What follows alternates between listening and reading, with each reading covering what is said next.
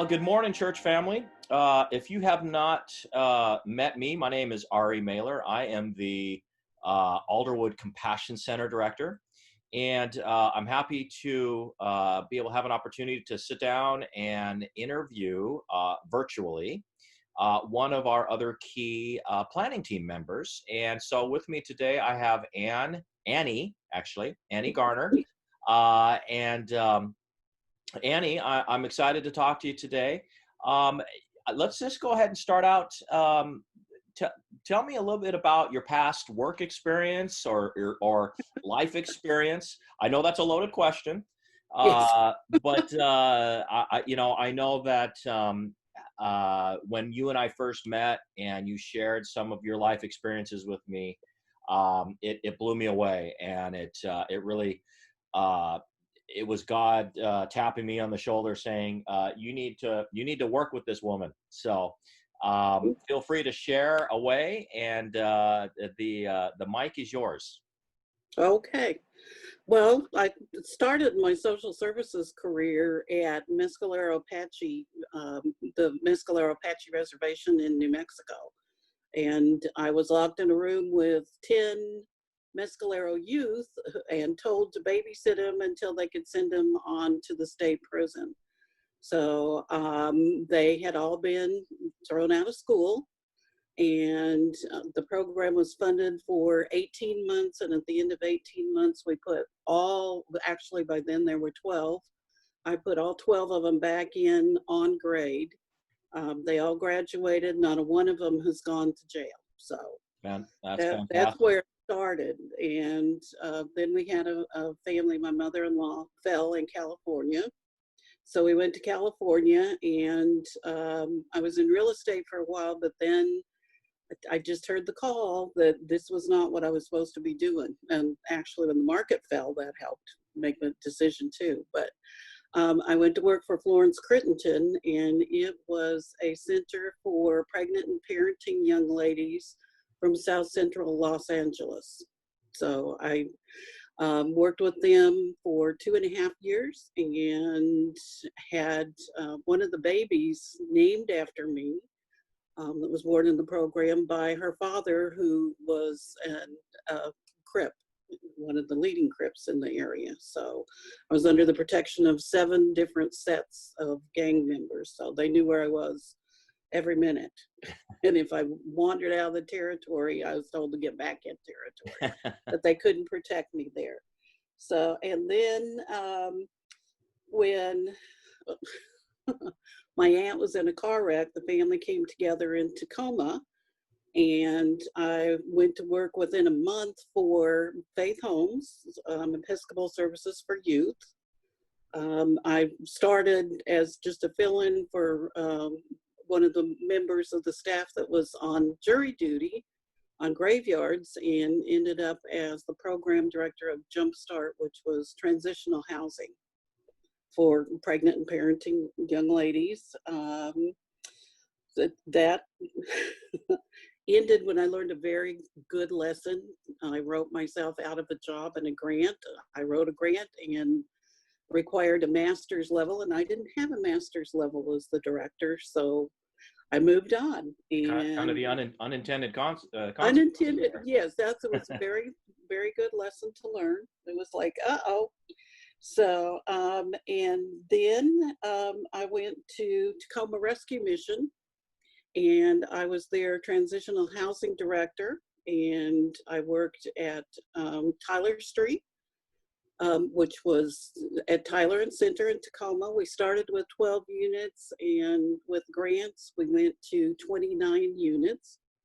Then they started the bridge construction, and my commute was 2.5 hours each way. That didn't work out.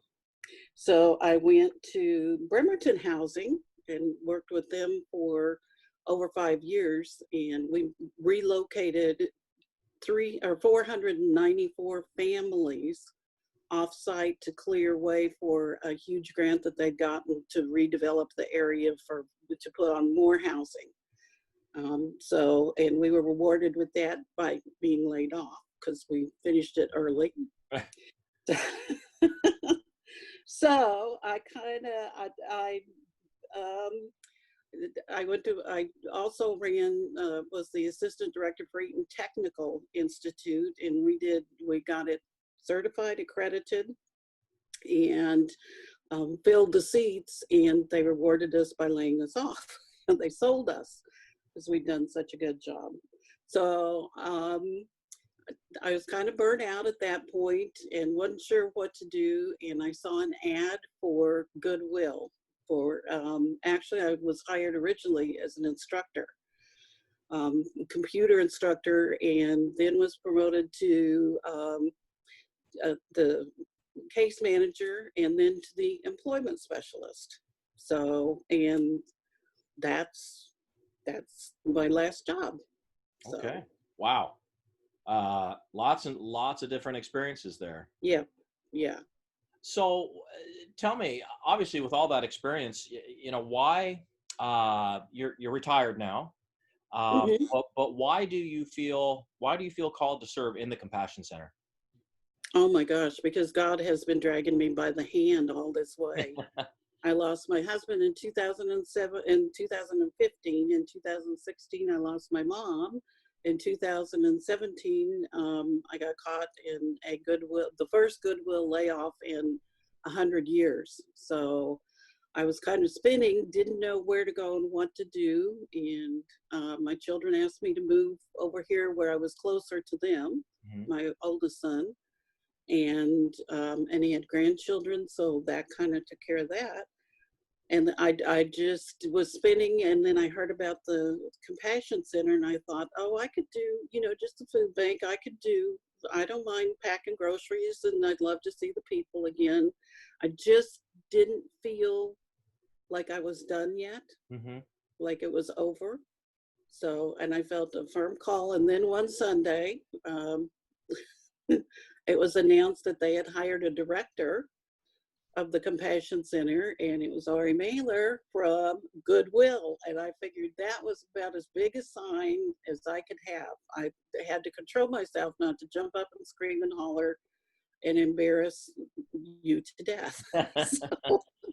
So it's God has been leading me all the way to this. All of the background fits so perfectly with what we need at the center, and I can't wait to get started.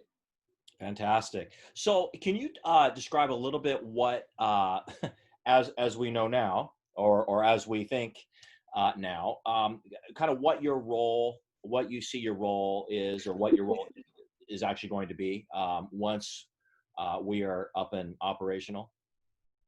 Well, I think officially it's the adult.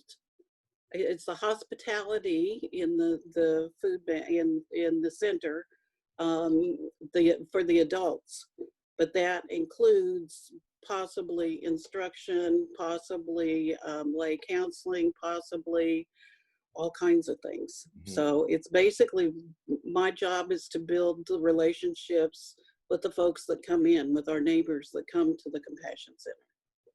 Hey, which is what I've been doing all my life. Exactly.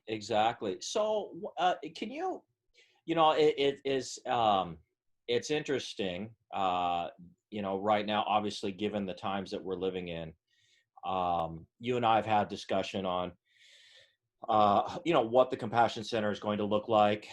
Certainly, I would say 6 to 7 to 8 months ago, we certainly had an idea of what the ministry how it would start out.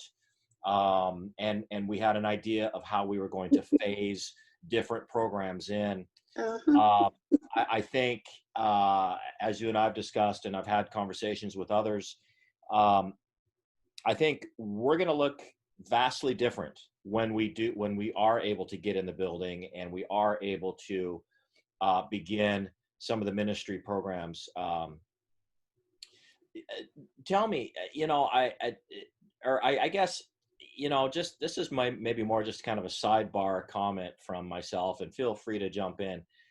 You felt led, once, especially after finding out that I had Goodwill background. For those watching, Goodwill is kind of divided into two different sectors. There's the operational side, and then there's the program side. Annie was obviously on the program side and I was on the operational side. My job was essentially to support the organization through donations, so that Annie could then serve the mission. And so we both come at of goodwill, understanding or having a, the big picture, understanding how the organization works. What's become extremely apparent to me is God has brought you and I together, not only to, again, 9 months ago, we had an idea for the Compassion Center. We had a thought of what it was going to look like.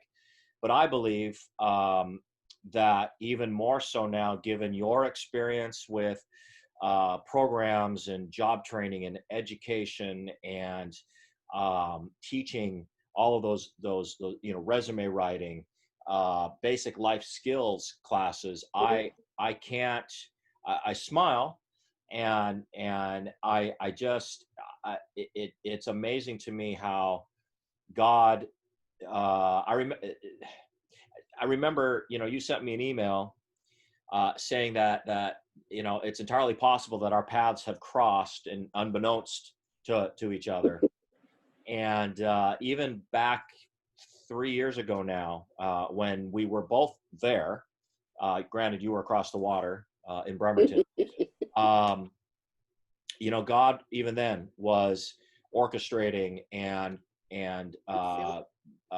what the Alderwood Compassion Center, I believe what the Alderwood Compassion Center will need, especially now given our current times with the coronavirus and just all of the change and all of the challenges that we as a community will be facing. So I was convinced before when the Lord called me to this ministry, and meeting you was just another confirmation for me. Absolutely. Yeah. But even more so now, I just given your experience, and what we want to do, it's kind of hand in glove, really, if you think about it. So I'm excited about that. So I guess kind of maybe the last question, and if you have any other thoughts that you want to share with us, what are you most excited about regarding the Compassion Center? Most excited about just getting up and running, getting people in the door, because I know now there's a huge need. Yeah, we thought we had it all figured out and we were all so organized and planned and all, and then this virus happened, and now we don't have the luxury to bring programs up and on the help later on. It's necessary right now. People are needing it right now. So when we can come back together, we're going to have to hit the ground running, and which is kind of operating on adrenaline, which that's social services. Yeah, it works. Yeah. So, but yeah, we thought we were going to have the luxury to have it all planned and organized, and we're just going to have to make do somehow, and alter our plans and maybe get there where we planned in a couple of years. But right now we have to service the need most, and it's huge and growing every day. Exactly. Well, Anne, I want to thank you for this opportunity to chat, and I'm thrilled to have the opportunity to kind of introduce you to more of our church family. Again, if there are any questions from our church family regarding the Compassion Center, maybe even regarding what Anne has shared a little bit today, we are certainly open to more folks coming alongside us, partnering with us, sharing their thoughts, ideas, experiences that they have. This is a very fluid time for us, and things are changing sometimes hourly, but that's okay. God doesn't change. God knew that this was what we would be facing at such a time as this, and I have no doubt that he is equipping us and preparing us, I'm excited to partner with you. So, again, thanks, Anne. Okay, thank you. All right, take care now.